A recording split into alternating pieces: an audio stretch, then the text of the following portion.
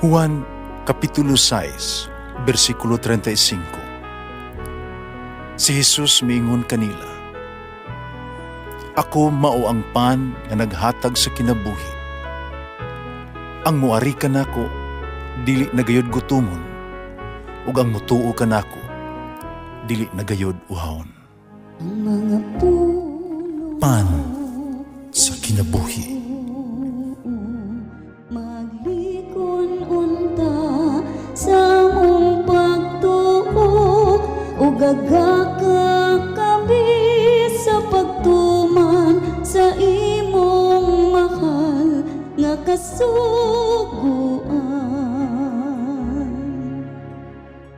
Ang ginumanaa kaninyo, Santos nga Ebanghelyo sumala ni San Lucas. Milakaw si Jesus, unya nakita si Libe, usa ka kubredor sa buhis, nga naglingkod siyang opisina. Mingon si Jesus kaniya, "Sunod ka nako." Pitindog si Libe, gibiyaan niya ang tanan, misunod kaniya. Yung si Libe, naghimong dakong kumbira sa iyang balay alang kang Jesus.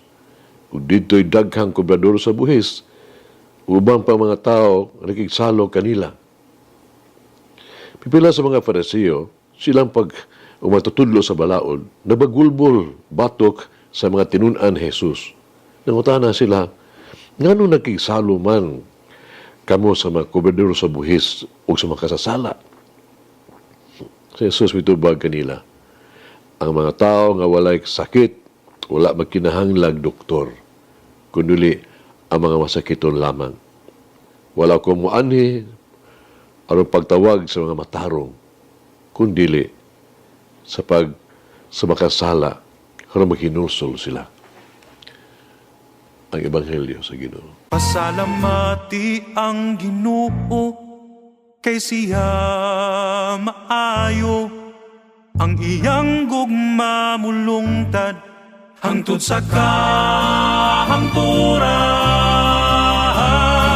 Pasalamati ang Diyos sa tanang mga Diyos, ang iyang gugma malungtaron.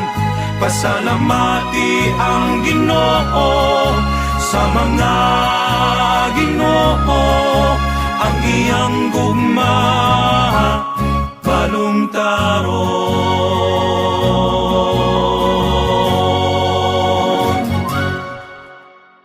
Ihulagway kuno sa imong hunahuna, no? Imagine, ang kinabinakangilad gyud nga tao kay imong nailhan. Tingali usa ka tawo imong gidumtan og gitamay. Usa ka tawo kasi imong hunahuna nga dili maayo og pinag-ingnan alang sa uban.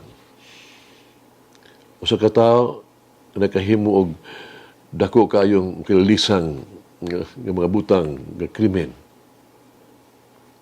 O karon handurawa ko no, si Jesus nga miduaw o pipila lang ka oras sa iyahang nibilin sa kalibutan, si Jesus.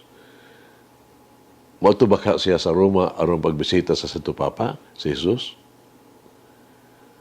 Kung ka tawhana nga imong gidumtan usa ka daotan nga tao, kay nining tawhana kay sa Papa sa Roma, si Jesus sigurado gyud maghimo kaniya o usa ka prioridad. Unahaw niya ang daotan. Naila nato si Libe sa laing ngalan. Siya si Mateo, nga apostol o ebanghelista. Si Mateo usa ka maniningil og buhis, so wala pa siya tawgan ni Jesus. Kini mga kubrador sa buhis ba? Nagtrabaho kini alang sa gobyerno sa Roma. Utungod diini sila kasagaran gidumtan kasilagan sa mga Hudiyo o giisip silang dakong makasasala, traidor. Sila may mga tao nga di takos sa gigharian sa Dios para kanila. Tungkay ang mga Fariseo o mga skriba nagdumot sa mga kubrador ug buhis. Sila nagtuo na si Jesus o dumot usab sa kanila. Apan gidawat sa atong Ginoo ang kagayunan nga makauban hinuon ang maong mga tao tuwag kay nakinahanglan man gyud sila og kaluwasan. Ang katuyoan gud sa pag-ani mao man alang kanila.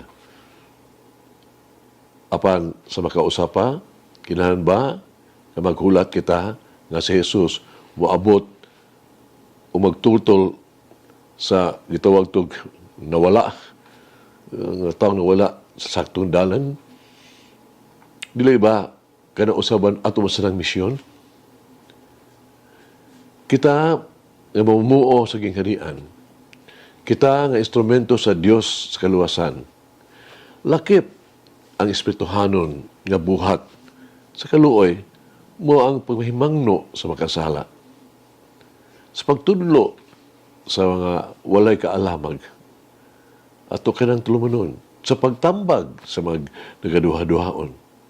Kini mga butanga nga mahimo nato aron matultulan ang usa ka tawo sa husto nga dalan. Di lamang kita muluwas sa usa ka tawo, kinahanglan moangkon og merito alang sa tuang kaugalingon usab sa langit. No? Ato ning buhaton. Yung dumi kini, bisan kinsa ka to makababalik sa usa ka makasala gikan sa iyang kasaypanan sa iyang dalan. Makaluwas kaniya gikan sa kamatayon ug pasaylo sa dihang niyang mga sala. Kita kapanlanginan. Ingong mga makasala, kita usab personal nga gitawag ni Kristo ngadto sa usa ka kinabuhi sa pagkabalaan. Kini mao sa kauna-una importante nga hinduman pag-usab ang hitabo sa ebanghelyo. Kano sa si Jesus mitawag ni Levi, no? Mitubag og siya miingon mibuhat din usa ka bangkete. Ang selebrasyon kinahanglan maghimong kabahin kanunay sa tuang positibong tubag sa tawag ni Kristo. Magsaulog ta kung kita dala ni Kristo sa atong pagtuo. Kitawag kita, gitugyan kita, gitugyan kita papagkailap sa maayong balita ni Kristo nga ang mga makasala, makabaton o kapasayloan o nga ang matag usa, no? Sa mata sa Dios bililhon kay sa mata sa Dios. Hinaot nga mosalig ka o kita kanunay sa iyang gugma kanato. O sa pagtuo hinaot ang iyang atong ipaambit ang gugma sa ngadto sa uban. Nagampot ta mga igsoon. May gugmaon nga Dios. Itugyan ko kanimo kining umaabot na panahon sa Kwaresma. Uning panahon sa Kwaresma. Ug hangyoon ko nga ikaw ipakita kanako kung unsa ang gikinahanglan nakong talikdan, biyaan. Kung unsa kinahanglan nakong itutok sa ako ang kinaiha. Idanag ang imuhang may gugmaong kahayag sa mangit-ngit nga bahin sa kong kasing-kasing o magdala og bag-ong kinabuhi. Bag-ong paglaom, bag-ong mga posibilidad.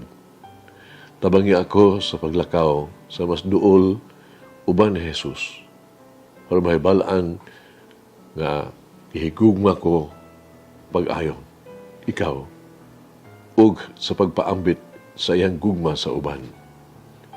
Amen.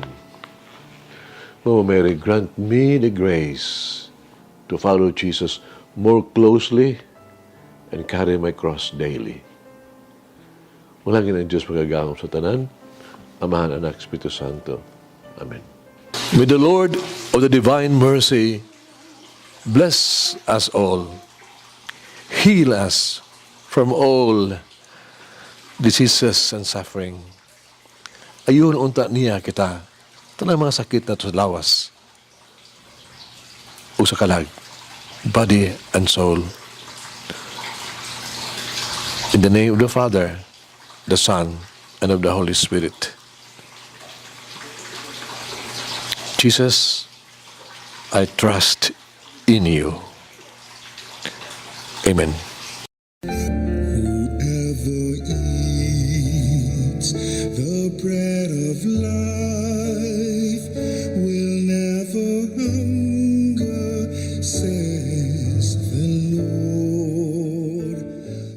Hinigalaan inyong nabati ang pagpaambit ug hamubong pamalandong sa pulong sa Dios pinaagi sa tulumanon. Pan sa kinabuhi nga gidumala ni Monsignor Daddy Silva. Hangtod na usab sa sunod higayon, daghang salamat. The bread of life.